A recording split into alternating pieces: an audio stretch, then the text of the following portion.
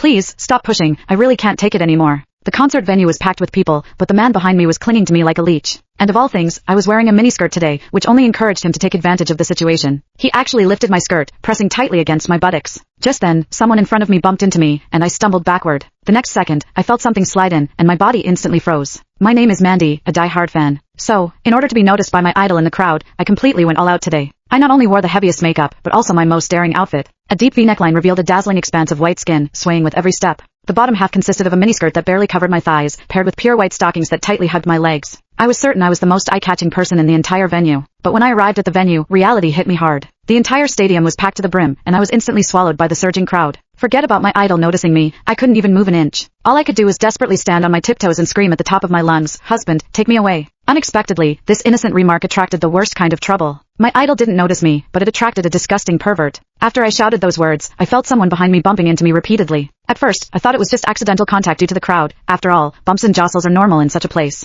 But the feeling became clearer and clearer. A hard object was repeatedly pressing against my buttocks, making me extremely uncomfortable. It was only then that I realized what had happened. I thought I had accidentally bumped into his hand, which he had placed behind him, so I quickly turned around, ready to politely apologize. I instinctively apologized, but he paused for a moment, then unexpectedly flashed a meaningful, mischievous smile. "It's all right, I'm happy to oblige." When I turned back around, pretending nothing had happened, I didn't expect him to become even more brazen, pressing himself against me. The force was more deliberate than before, so I had to force all my attention onto the idol, desperately trying to ignore the strange feeling behind me. But the man became increasingly bolder. The next second, he actually lifted my skirt and pressed himself tightly against me. Unfortunately, I was only wearing a thin strap dress that day, so my entire buttocks were completely exposed. I could clearly feel something directly touching my skin. I instinctively thought it was his finger, but then I realized something was wrong. I discovered that the warm, firm touch couldn't possibly be a finger. Instantly, my mind went blank. I had lived 20 years, and this was the first time a man had treated me like this. A wave of immense fear overwhelmed me, and every cell in my body screamed to escape. But the crowd was so dense, there wasn't a single gap. I was like a deer caught in the headlights, unable to move. I instinctively tensed my entire body, trying to resist the fear with my rigid posture. The moment my buttock muscles tightened, I inadvertently clamped down on that so-called finger, and a strange tingling sensation instantly spread through me, making my face flush. What confused me even more was that I didn't reject this feeling. In fact, deep down, a hidden sense of anticipation arose. The man behind me obviously took this as tacit consent, so he became even more audacious, repeating the action several times until the foreign sensation could no longer be ignored. I'm a sheltered college student, always following the rules, but today, at a crowded concert, I was manipulated by a complete stranger.